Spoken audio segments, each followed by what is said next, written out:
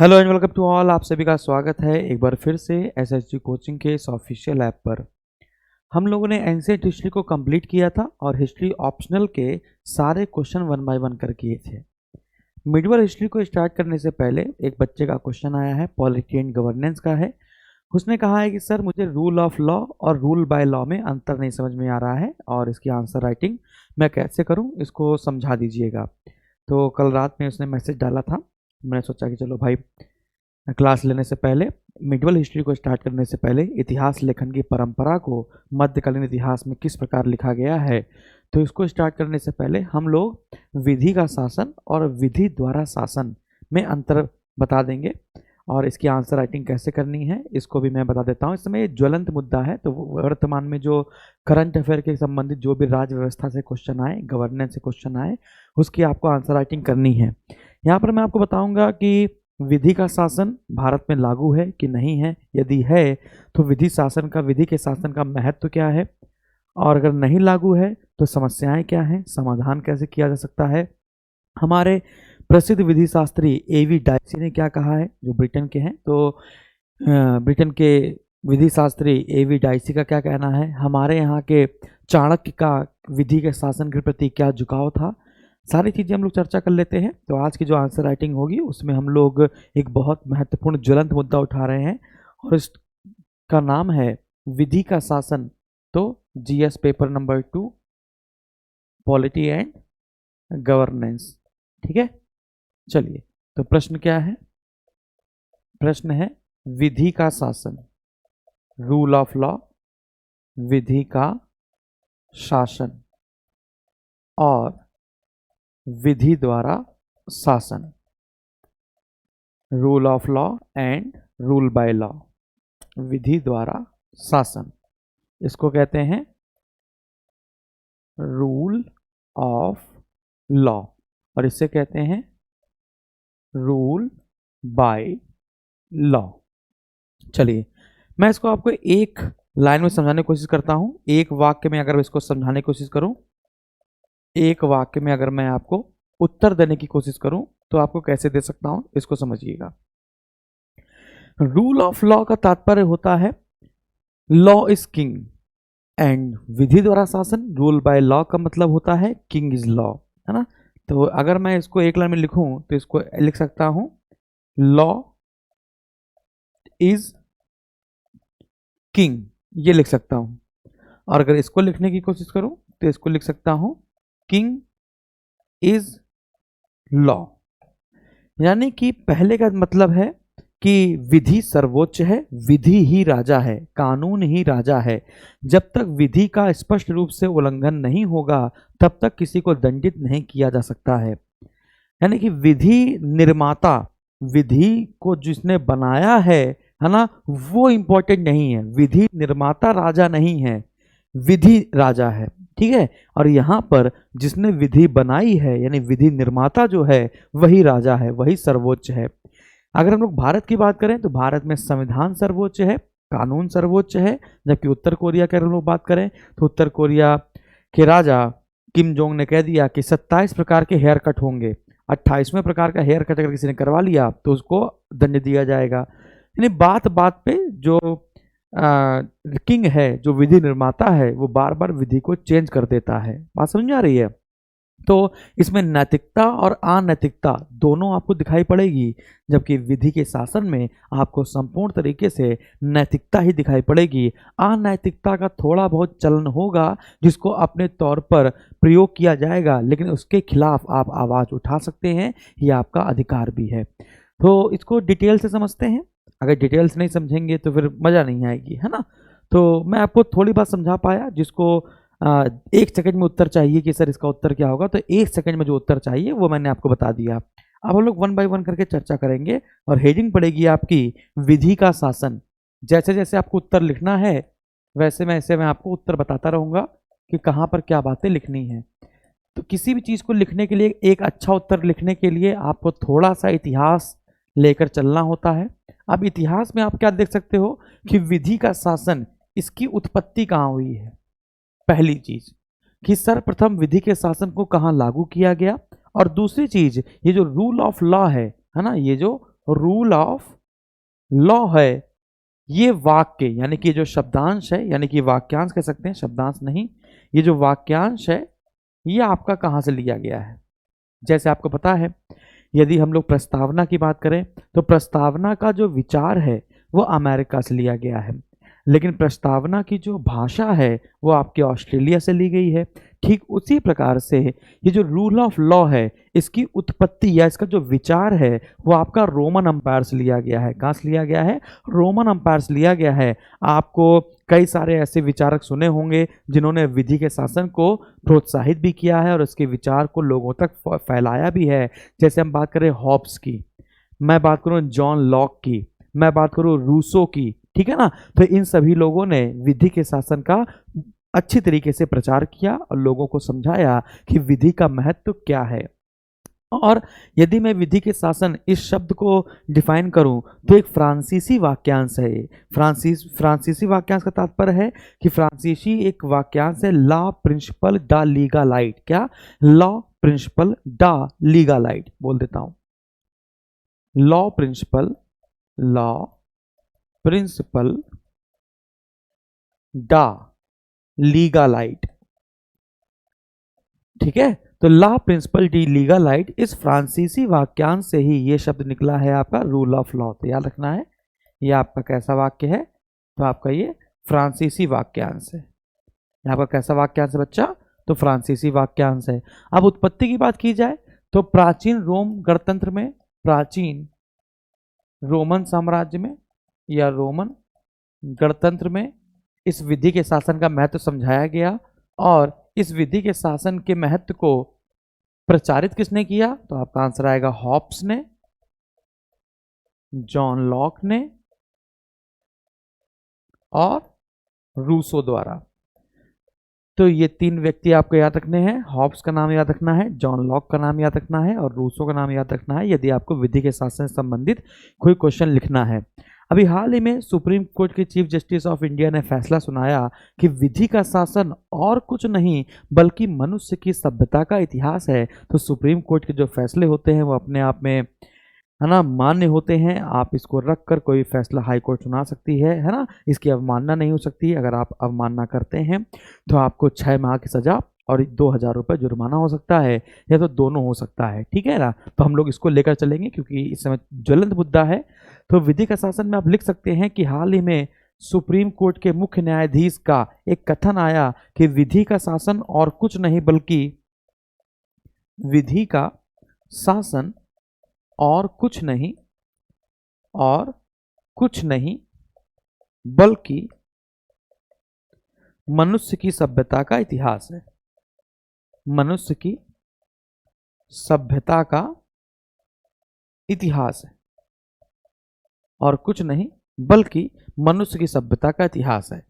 तो इंट्रोडक्शन में आप इतना लिख सकते हैं, है ना। और एक विधि शास्त्री, एक जो अमेरिका के प्रसिद्ध विधि शास्त्री, है ना, जिन्होंने ब्रिटेन से भी संबंध रखा। चलो, तो अमेरिका के जो विधि शास्त्री हैं प्रोफेसर A.V. डाइसी, इनसे संबंधित देख लेते हैं। Professor A.V. डाइसी, समझना। तो वैसे विधि के शासन का परिभाषा तो मैंने आपको समझाई दी है। अब A.V. डाइसी क्या कहते हैं इसको समझ लेते हैं कि विधि के शासन का मतलब होता है स्वेच्छाचारी शक्तियों के प्रभाव के विपरीत नियमित विधि की पूर्ण सर्वोच्चता या नियमित विधि की पूर्ण प्रभुता से होता है।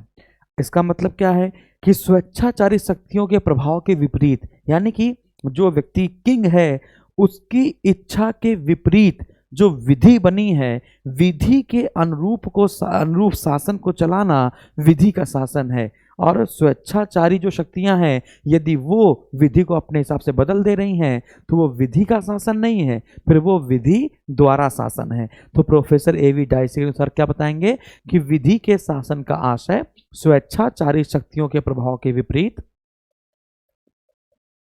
स्वेच्छाचारी शक्तियों के प्रभाव के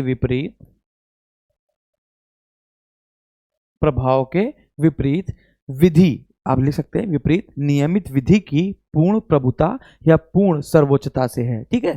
तो स्वेच्छाचारी शक्तियों के प्रभाव के विपरीत नियमित विधि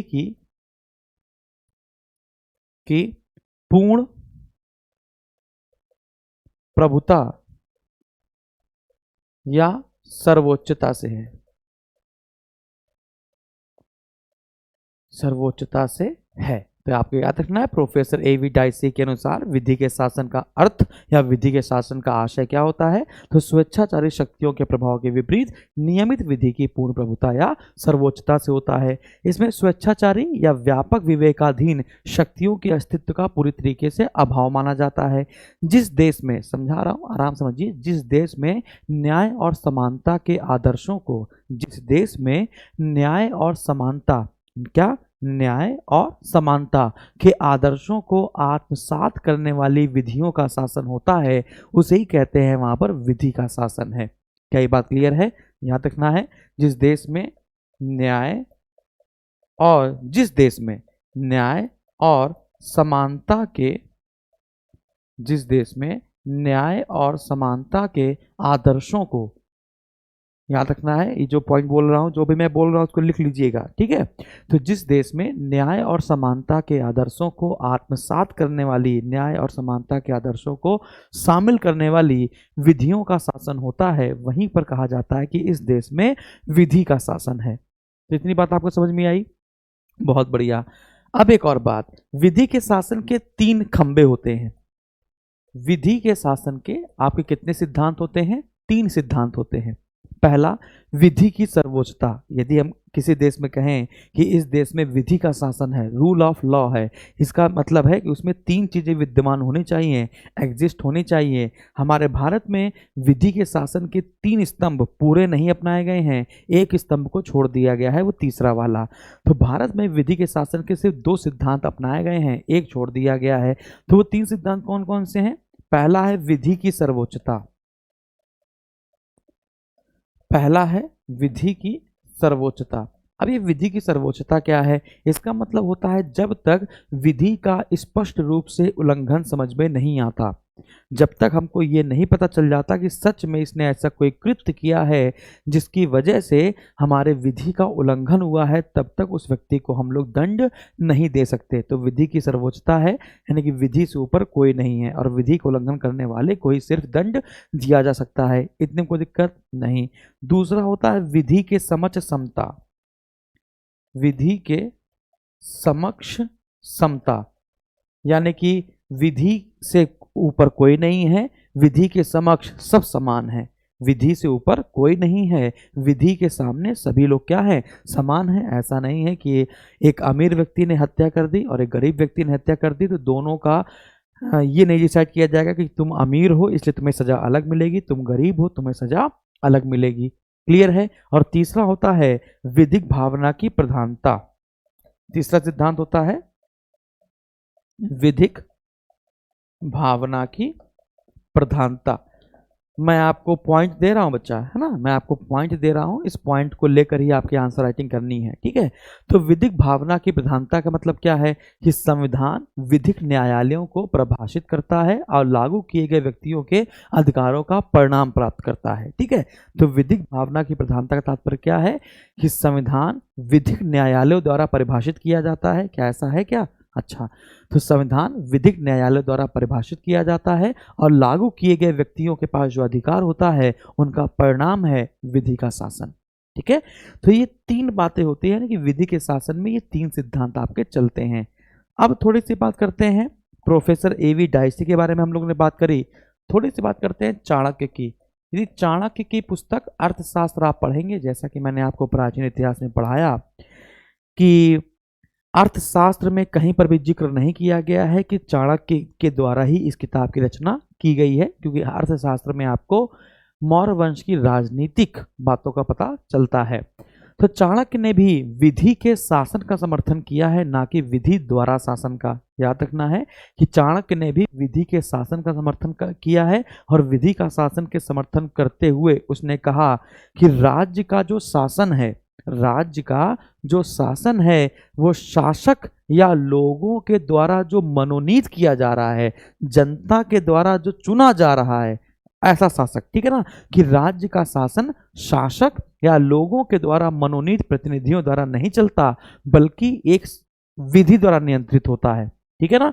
तो चाणक्य ने भी यही कहा कि जो राज्य का शासन है, राज्य का जो शासन होता है वो लोगों द्वारा चुना गए प्रतिनिधि, लोगों के द्वारा चुने गए प्रतिनिधि, लोगों के द्वारा चुने गए प्रतिनिधि या शासक के अनुसार नहीं, शासक के अनुसार नहीं, बल्कि विधि द्वारा नियंत्रित होना चाहिए, बल्कि विधि द्वारा नियंत्रित होना चाहिए,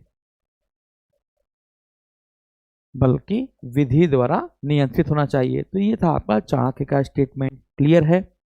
जल्दी बताइए फटाफट, यहाँ तक बात आपको समझ में आ गई? अच्छा, अब परेशानियां क्या हो रही हैं और इसमें क्या सुधार किए जा सकते हैं? यदि मैं विधि के शासन पर और बल दूं, यदि मैं विधि के शासन को समझाऊं,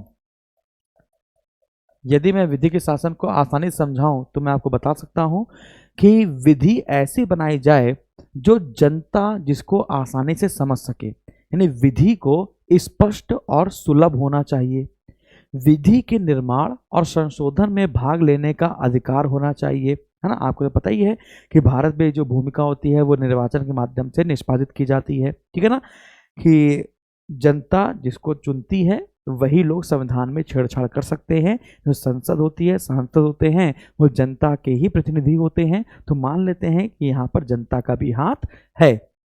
तो विधि के शासन पर अगर बल देने वाले सिद्धांत की बात की जाए, अगर यहाँ पे जो हेडिंग पड़ेगी वो क्या पड़ेगी? विधि के शासन पर बल देने वाले सिद्धांत, ठीक है ना। जिसमें पहला पॉइंट आपको लिखना है कि जो विधि होती है वो स्पष्ट और सुलभ होनी चाहिए, विधि के निर्माण और संशोधन में भाग लेने का अधिकार होना चाहिए।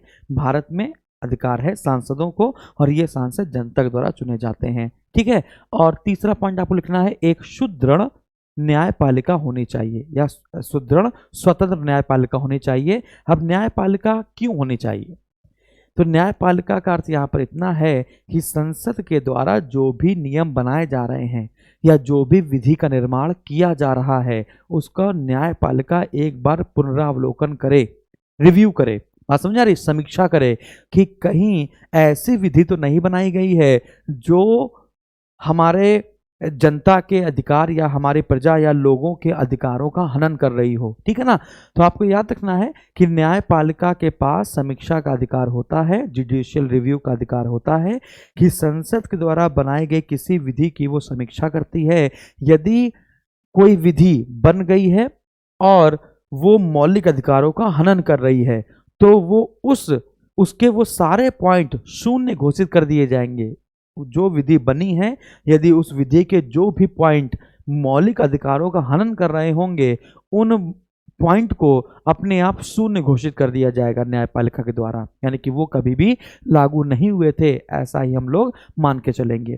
तो क्या ये बात समझ में आई? तो तीनों पॉइंट आपको समझ में आ गए। तो आपका हेडिंग क्या पड़ेगी कि विधि के शासन पर बल देने वाले सिद्धांत, और 3 बातें लिखेंगे। नंबर 1, विधि स्पष्ट और सुलभ होनी चाहिए। नंबर 2, विधि के निर्माण और संशोधन में भाग लेने का अधिकार होना चाहिए। नंबर 3, एक सुदृढ़ स्वतंत्र न्यायपालिका होनी चाहिए। तो ये 3 सिद्धांत हो गए विधि के शासन से संबंधित। अब हम लोग और बात करते हैं, अब बात करते हैं विधि के शासन और भारतीय संविधान से संबंधित। अब बात करते हैं विधि का शासन और भारतीय संविधान, विधि का शासन और भारतीय संविधान। चलो इसको देखते हैं कि क्या हमारे भारत के संविधान में विधि के शासन को स्पष्ट किया गया है। Very good. इसके लिए हम लोग को देखना पड़ेगा अनुच्छेद नंबर 13। तो अनुच्छेद नंबर 13 क्या कहता है? अनुच्छेद नंबर कहता है कि किसी विधि की न्यायिक समीक्षा की जा सकती है। किसी विधि की न्यायिक समीक्षा का जो प्रावधान है वो अनुच्छेद नंबर 13 करता है। और ये न्यायिक समीक्षा कौन करता है?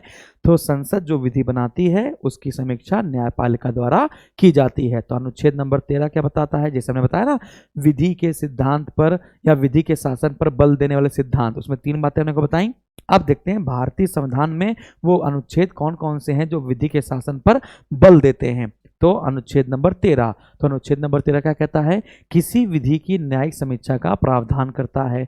फिर बात करेंगे अनुच्छेद नंबर 14, तो अनुच्छेद नंबर 14 आपने पढ़ा होगा, विधि के समक्ष समता, है कि नहीं, तो विधि के समक्ष समता और विधि का समान संरक्षण, तो विधि के समक्ष समता और विधि का समान संरक्षण ये आपका अनुच्छेद 14 डिसाइड करता है कि नहीं, क्या डिसाइड करता है, अनुच्छेद नंबर 14 डिसाइड करता है।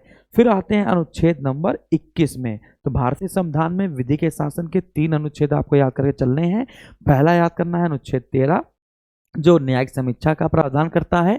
फिर याद करना अनुच्छेद नंबर 14 जो विधि के समक्ष समता और विधि का समान संरक्षण सुनिश्चित करता है। फिर याद करना है अनुच्छेद नंबर 21 जो कार्यपालिका को मनमाने ढंग से काम करने से रोकता है। ठीक है, तो अनुच्छेद नंबर जो 21 है वो कार्यपालिका की मनमानी कार्यवाही के विरुद्ध संरक्षण प्रदान करता है। तो ये 3 अनुच्छेद हो गए। फिर इसके बाद आपके पास एक स्वतंत्र न्यायपालिका भी है, आपको तो पता ही है।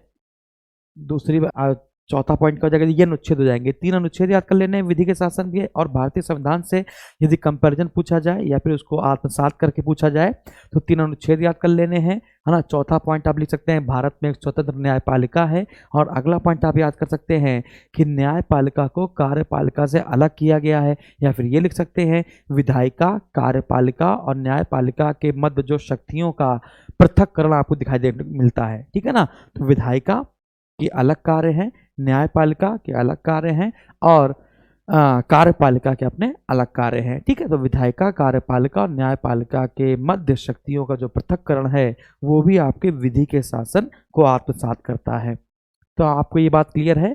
तो विधि के शासन और भारतीय संविधान में आपको 5 पॉइंट मिल गए, ये 3 अनुच्छेद वाले मिल गए और 2 हमने आपको शक्तियों का विभाजन वाले पॉइंट दे दिए।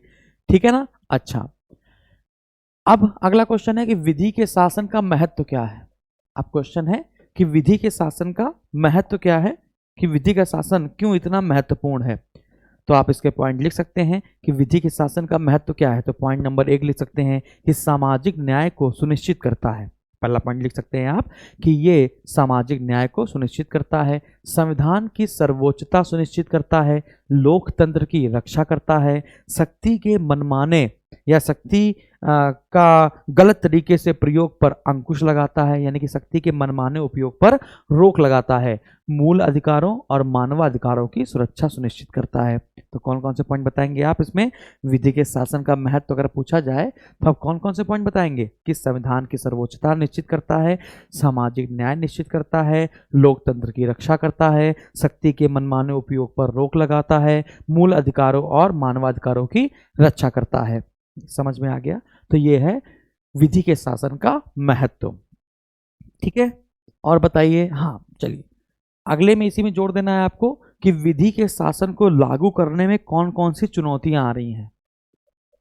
विधि के शासन को लागू करने में कौन कौन सी चुनौतियां आ रही हैं। ठीक है ना, तो इसको देख लेते हैं। जब हमारा देश आजाद हुआ था और जब संविधान लागू हुआ था, ठीक है, तो 26 जनवरी 1950 को संविधान जब लागू हुआ था तो आप देखेंगे कि उस समय 1950 में और 2022 में 21-22 जो चल रहा है, ठीक है, तो 2022 और 1950 तो लगभग मान के चलिए कि 72 साल बीत जाने पर अब आप देख रहे हैं जैसे जैसे समय बदल रहा है वैसे वैसे विधियों का उल्लंघन करने का तरीका बदल रहा है, लेकिन विधियां वही प्राचीन है, पुरातन है। ठीक है ना, तो उन प्राचीन विधियों के अनुसार यदि हम लोग कानून यदि हम लोग इंसाफ देने की बात करेंगे, उस कानून की उस प्रथा के अनुसार यदि हम लोग इंसाफ देने की बात करेंगे तो एक लंबे प्रोसेस से गुजरना पड़ रहा है। ठीक है ना, तो जो पुरानी विधियां हैं जो वर्तमान समय में मेल नहीं खा रही हैं, पुरानी विधियां जो वर्तमान समय में मेल नहीं खा रही हैं उनको बदल दिया जाए, जिससे हमारी जो प्रोसेस होगी वो जल्दी हो जाएगी। वर्तमान के नियम के अनुसार ही या वर्तमान की स्थिति के अनुसार ही नए नए नियमों को लागू किया जाए, ये मैं चाह रहा हूं, क्योंकि पुरानी विधियां जो हैं वो उनकी जो विधिक प्रक्रिया है, उनकी जो लॉ का प्रोसीजर है वो एक तो लंबा है, महंगा है और समय को खाने वाला है। ठीक है ना, तो ये सब चुनौतियां हैं। वर्तमान का व्यक्ति इतना ज़्यादा परेशान है, इतना ज़्यादा कानून पे कानून, कानून पे कानून, विधियों पर विधियाँ, विधियों पर विधियाँ लटकती चली जा रही हैं, एक के नीचे एक, एक के नीचे एक, एक के नीचे एक, कि वर्तमान आदमी को, यानी कि वर्तमान समय का जो आदमी है वो इतनी विधियों की बहुलता हो गई है और ऊपर से जटिलता हो गई है और इतने कठिन शब्द प्रयोग किए जाते हैं कि एक आम व्यक्ति को मारो गोली। अगर हम ही लोग अपनी बात करें तो हम लोगों को भी, एक अच्छे पढ़े लिखे व्यक्ति को भी एक वकील की जरूरत पड़ जाती है, एक अच्छे इंस्टीट्यूशन की जरूरत पड़ जाती है। जैसे यही समझ लो जिस पर हम लोग बहस कर रहे हैं आज, कि विधि का शासन और विधि द्वारा शासन, है ना। तो इसको इतनी आसानी से समझाया नहीं जा सकता, ठीक है, एक आम व्यक्ति इसको आसानी से समझ नहीं सकता। तो विधियों की बहुलता और जटिलता इतनी ज्यादा है कि आम नागरिक इसे आसानी से समझ नहीं पाता। और भारत में शिक्षा का स्तर क्या है, जो व्यक्ति अपना नाम लिख और पढ़ लेता हो वो भारत में साक्षर व्यक्ति है। और फिर भी कंडीशन ये है कि हमारे यहाँ साक्षरता दर इतनी कम है। तो आप खुद ही सोचिए कि जब साक्षरता दर इतनी कम है और इस प्रकार के व्यक्ति को साक्षर आप मान रहे हैं, तो कैसे आप इन विधियों को आसानी से समझा सकते हैं, ठीक है ना। तो विधियां, मैं बताया, विधियों को स्पष्ट और सुलभ बनाया जाए, ठीक है ना। ये विधि के शासन पर बल देने वाले सिद्धांतों में से एक मूल बल है आपका। तो यही चुनौतियां हैं कि वो पुरानी विधियां जो खर्चीली हैं, महंगी और लंबा समय लेती हैं, उसको वर्तमान समय में जो अप्रचलित हो गई हैं उनको चेंज कर दिया जाए, विधियों की बहुलता और जटिलता को कम किया जाए। और सबसे इंपॉर्टेंट आपको पता होना चाहिए कि एसोसिएशन फॉर डेमोक्रेटिक रिफॉर्म्स एक संस्था है, एसोसिएशन फॉर, जिसको एडीआर कहते हैं। इसको क्या कहते हैं बच्चा, एडीआर कहते हैं। तो एसोसिएशन फॉर डेमोक्रेटिक रिफॉर्म्स, राजनीति का अपराधीकरण, राजनीति का अपराधीकरण, ये एक रिपोर्ट जारी करती है। इसने क्या बताया, इसने बताया, और सिंपल सी बात आप देख रहे होंगे ना, कि जो गुंडा है, जो अपराधी है, वही राजनीतिक है कि नहीं। आपने तो पिक्चर वो भी आप तो देखना शुरू कर दिया होगा, ठीक है, कि जो राजनेता हैं, जो हमारे यहाँ पर नेता हैं, जो निर्वाचन के लिए खड़े हो रहे हैं, जिनको टिकट मिल रहा है ना, वही जो टिकट जिनको मिल रहा है वो अपराध की उस स्तर पर पहुंच चुके हैं, तब वो नेता बन रहे हैं। बात समझ में आ रही है आपको, ठीक है। तो एडीआर ने बताया कि अगर हम वर्ष 2009 की बात करें, यदि हम लोग वर्ष 2009 की बात करें, तो जितने भी नेता थे भारत में, उसमें से 15% ऐसे थे जिन्हें घोर अपराध किया था। 2014 की बात करें तो 2014 में इनका परसेंटेज 17% हो गया था। 2019 की बात करें तो 2019 का जो लेटेस्ट डाटा आया है, तो उसमें 19% नेता ऐसे हैं जो घोर अपराधों में लिप्त हैं। तो ये जितनी चीजें आप देख पा रहे हो, अपराध की, राजनीति का अपराधीकरण, की अपराधी ही व्यक्ति, है ना, कानून चलाने की बात कर रहा है, कानून जिसको खुद कानून, जिसने खुद कानून का उल्लंघन किया हुआ है ना, वही व्यक्ति आज संसद में बैठा हुआ है, विधायिका में बैठा हुआ है। बात समझ आ रही है, ठीक है। तो ये सब क्या है, आपकी चुनौतियां हैं, विधि के शासन को लागू करने में आई हुई चुनौतियां आपको समझ में आ रही होंगी। अच्छा, एक पिक्चर आई थी, आपने देखा होगा, सेक्शन 375, आपने देखा होगा, एक पिक्चर आई थी सेक्शन 375। अच्छा, ये बताइए कि जो न्यायपालिका है और न्यायपालिका में जो न्यायाधीश हैं, समझिए आराम से, जो न्यायपालिका है और जो न्यायपालिका में क्या है बच्चा, न्यायाधीश हैं, उन न्यायाधीशों को जनता क्या कह रही है, जनता आग लगा रही है ना। मान चलिए कोई केस आया और उस केस में, जैसे बलात्कार का केस आया, समझिएगा, एक बलात्कार का केस आया और उस बलात्कार के केस में लड़की ने कहा कि इस लड़के ने हमारा रेप किया है, इस लड़के ने हमें बलात्कार किया, उसने कुछ ऐसी सिचुएशन रची, उसके घर गई। और ये पिक्चर आपने देखी होगी सेक्शन 375, तो आपको समझ में आ जाएगा। तो अब क्या हुआ कि एक लड़की ने ऐसा चक्रव्यूह रचा और रच कर क्या किया कि एक लड़के को फंसा दिया कि इसने मेरा बलात्कार किया हुआ है। अब उसके ऊपर केस चला और केस चलने पर आपने ये देखा कि जो सबूत अक्षय खन्ना ने पेश किए थे, जो हीरो उसमें बना हुआ है, जो सबूत अक्षय खन्ना ने पेश किए थे, उस सबूत के आधार पर लड़का, जो यहाँ पर जिस लड़के के ऊपर केस चलाया जा रहा था, उसको बरी किया जा सकता था। लेकिन न्यायाधीशों ने जब खिड़कियों के बाहर झांक कर देखा तो न जाने कितनी महिलाएं, न जाने कितने पुरुष खड़े हुए थे और आग लगा रहे थे कि हम मर जाएंगे यदि इस बलात्कारी को छोड़ा नहीं गया, इस बलात्कारी को छोड़ा नहीं गया तो हम लोग आग लगा देंगे, शासन को भ्रष्ट कर देंगे, पुलिस वालों को मारेंगे, और बहुत मारपीट कर रहे थे। तो जो न्यायाधीश थे, क्या उनको पब्लिक के बहकावे में आना चाहिए कि सच के हिसाब से, सबूतों के हिसाब से अपना मुकदमा सुनाना चाहिए? तो आप कहेंगे सर सच के हिसाब से, सबूतों के हिसाब से मुकदमा सुनाया जाना चाहिए, लेकिन मैं आपको बहुत सारे ऐसे केस दिखा दूं जिसमें जो सजा है, जहां पर 10% सजा मिल रही थी अपराधी को, वहां पर जनता की भीड़ ने, उसके आक्रोश ने न्यायाधीशों के फैसले बदलवा दिए और उस 10% की सजा को 80% तक पहुंचा दिया है। ठीक है, तो ये जो सोशल मीडिया का प्रभाव आप देखते हैं, जो जनमत प्रवृत्तियां आप देखते हैं, उससे भी कानूनों का उल्लंघन तो हो रहा है। जो कानून के रक्षक हैं उन्हीं को समझ में नहीं आ रहा है, सोशल मीडिया के प्रभाव से, जनमत प्रवृत्तियों के प्रभाव से उनको समझ में नहीं आ रहा है कि वास्तव में हमें क्या निर्णय लेना है। ठीक है, फिर ऊपर से अत्यधिक बोझिल न्याय प्रणाली। क्यों, आपने पता होगा कि अभी तक अगर हम लोग वर्तमान की बात करें, 2021 तक का डाटा लेकर चलें, तो लगभग 4.5 करोड़ से ज्यादा मामले अभी तक लंबित हैं न्यायपालिका में। अभी तक 4.5 करोड़ से ज्यादा जो मामले हैं वो हमारे न्यायपालिका में लंबित हैं, उन पर डेट पे डेट चलती चली जा रही है। आप लोगों में से बहुत सारे केस आपने देखे होंगे कि तारीख पे तारीख चलती चली जा रही है और कोई निपटारा नहीं हो पा रहा है। आपने देखा होगा कि व्यक्ति मरे हुए 200 साल हो गए, व्यक्ति को मरे हुए 50 साल, 10 साल, 20 साल हो गए, और फिर पुलिस वाले आते हैं कि चलो भैया हाजिरी दो चल के, तो बताया वो तो निपट गए हैं, बूढ़े होकर निपट गए, अब उनकी तारीख पड़ी है। ठीक है, तो अत्यधिक बोझिल न्याय प्रणाली। लेकिन एक बात याद रखिए कि भारत के नागरिकों को आज भी हमारी न्यायपालिका पर पूरी तरीके से विश्वास है। जब भी कोई गलती हो जाती है, जब भी कोई अपराध हो जाता है, जब भी मियाँ बीबी आपस में लड़ते हैं, तो उनको विश्वास होता है कि न्यायपालिका हमको जरूर एक अच्छा फैसला सुनाएगी, और वो बोल देते हैं let's see you in court. ठीक है, तो चाहे इतने मामले लंबित हो, फिर भी आप देखेंगे कि हमारा पूरे तरीके से विश्वास है। लेकिन विधि के शासन में ये सब चुनौतियां हैं। ठीक है, कि राजनीति में अपराधीकरण हो रहा है। ठीक है, और जैसा हमने आपको बताया सोशल मीडिया का प्रभाव पड़ रहा है।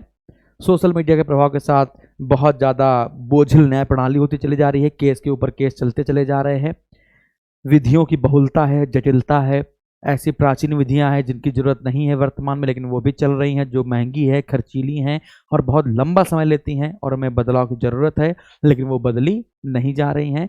तो और सबसे इंपॉर्टेंट बताता हूं मैं आपको, उत्पीड़न के एक साधन के रूप में विधि, बहुत मजेदार पॉइंट है, उत्पीड़न के एक साधन के रूप में विधि। अच्छा एक बात बताओ कि अगर सरकार सही काम नहीं करती है तो हम लोग कह सकते हैं कि आपने ये काम गलत किया है, हाँ कि ना? ये सरकार कोई गलती करती है तो एक जनता या फिर एक आम नागरिक कह सकता है कि ये गलती की गई है। सरकार की नीतियों का आलोचना करना, समझिएगा, आपने देखा होगा कभी जब कोविड-19 लग गया था, एक वरिष्ठ पत्रकार थे जिनका नाम था विनोद दुआ। फिर मैं बोल रहा हूँ कि जब कोविड-19 चल रहा था तो कोविड-19 के दौरान एक वरिष्ठ पत्रकार थे जिनका नाम था विनोद दुआ। तो विनोद दुआ ने क्या कहा कि सरकार निकम्मी है, सरकार कुछ नहीं कर पा रही है, कोविड-19 में लोग तड़प तड़प के मर रहे हैं, है ना, और उसको एक अच्छा फैसला लेना चाहिए ताकि अधिक से अधिक लोगों की जान बचाई जाए।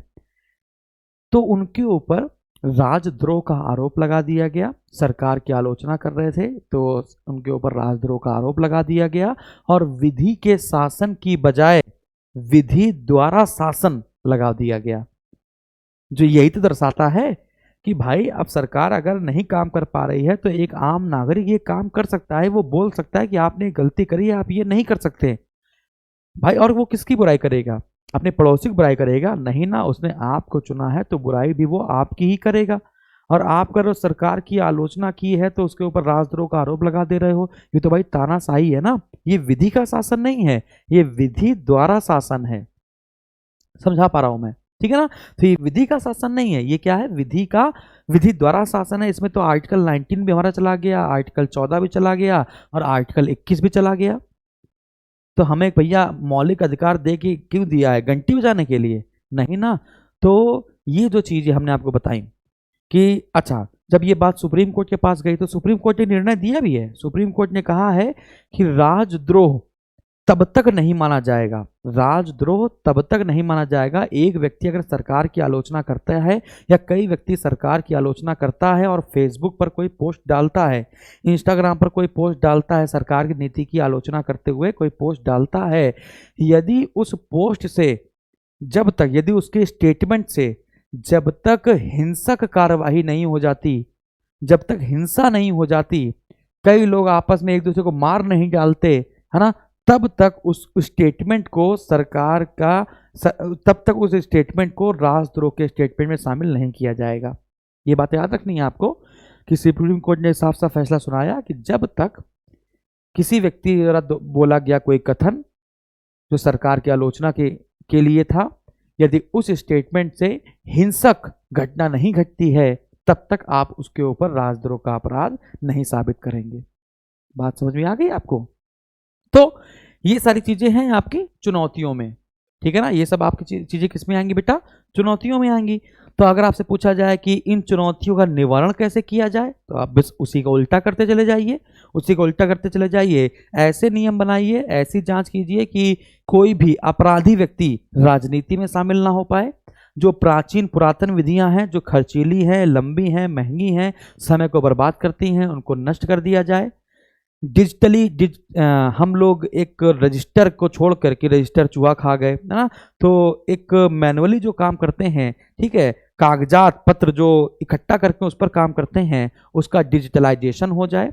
ठीक है, कि आपको पुराने से पुराने केस भी आपको एक क्लिक में सामने आ जाए, अर्थात इंफॉर्मेशन टेक्नोलॉजी, सूचना प्रौद्योगिकी और डिजिटली संबंधी ज्ञान होना चाहिए और उसी का प्रयोग किया जाना चाहिए, जिससे समय का बचत भी होगी। अब पुराना कोई केस लेना होता है, जाते हैं, कबाड़ खोलते हैं और ढूंढते रहते हैं, चूहे खा गए होते हैं। क्या ये बात समझ में आ रही है? ठीक है ना। तो ये सब क्या होंगी भैया? आपका निवारण हो जाएंगी कि विधि के शासन को लागू करने में चुनौतियां और विधि के शासन को लागू करने के लिए कौन कौन से निवारण की आवश्यकता पड़ेगी। ठीक है, तो हमने आपको विधि के शासन को संपूर्ण तरीके से समझाया। अब यहीं पर विधि द्वारा शासन की बात की जाए, यहीं पर विधि द्वारा शासन की बात की जाए, तो हो सकता है कि एक राजा ने जो भी विधि बनाई है, एक राजा के द्वारा जो भी विधि बनाई जा रही है, वो उसके हिसाब से नैतिक हो, उसके हिसाब से वो अच्छी हो, लेकिन जनता के हिसाब से वो अच्छी ना हो। ठीक है ना। लेकिन विधि के शासन की एक खास बात है कि वो सभी के लिए नैतिक होगी, अनैतिक किसी के लिए नहीं होगी। तो विधि द्वारा शासन राज्य के सर्वोच्च विधि निर्माता द्वारा शासन है। तो विधि द्वारा शासन क्या है? राज्य के सर्वोच्च, जिसने विधि बनाई है, राज्य के सर्वोच्च विधि निर्माता द्वारा किया गया शासन है। यह नैतिकता के साथ अनैतिकता की विधियों को भी शामिल करता है। तो आज का जो हम लोग का पॉलिटी एंड गवर्नेंस का जीएस पेपर 2 का जो टॉपिक था, विधि का शासन और विधि द्वारा शासन में अंतर क्या है, इसको आज हमने समझने की कोशिश करी। आई विश आपको मजा आया होगा, और कोई दिक्कत हो तो बताइएगा। अब आप कमेंट कर सकते हैं, अब आप हमको बता सकते हैं, है ना। अब आपकी कोई भी समस्या हुआ करे तो आप व्हाट्सएप कर दिया करिए। अगर आपके क्वेश्चन में जान होगी और मुझे लगेगा बताने वाला है, तो मैं 100% आपको बताऊंगा। एक आपको और भी दिक्कत हो सकती है, अगर आप अनुच्छेद नंबर 14 देखें तो अनुच्छेद नंबर 14 में एक और पॉइंट क्रिएट हो सकता है कि सर विधि के समक्ष समानता या विधि के समक्ष समता और विधियों का समान संरक्षण में अंतर क्या है, कि विधि के समक्ष समता और विधियों का समान संरक्षण, इनमें अंतर क्या है। तो जो पहला शब्द है वो आपका ब्रिटिश मूल का है और जो दूसरा शब्द है वो आपका अमेरिकी मूल का है। ठीक है, तो अगर आपको नहीं आता तो बता दीजिएगा व्हाट्सएप पर कि सर नहीं आता है, या फिर आप कमेंट बॉक्स में कमेंट कर सकते हैं नहीं आता है, तो जो आपकी चैट बॉक्स चल रही है। और मैं देख रहा हूँ कि लोग लाइव क्लास ना करके वो रिकॉर्डेड क्लास ही करना पसंद कर रहे हैं आजकल, क्योंकि हो सकता है कि वो फॉरवर्ड मोड पे लगा के जल्दी जल्दी देख लेते हो। ठीक है, इस क्लास को मैं यूट्यूब पे भी डालूंगा क्योंकि अच्छा टॉपिक था, एक बच्चे का क्वेश्चन था, एक अच्छा टॉपिक था। तो आप इसको यूट्यूब पे भी देख सकते हैं। जो क्वेरी होंगी, जब उसको लगेगा कि यूट्यूब पे भी लोगों को समझाना चाहिए, तो उसको यूट्यूब पे भी डाला जाएगा। तो थैंक यू वेरी मच। स्वस्थ रहिए, मस्त रहिए, व्यस्त रहिए, और मिडवल हिस्ट्री को शुरू करेंगे हम लोग नेक्स्ट टाइम पे। Thank you.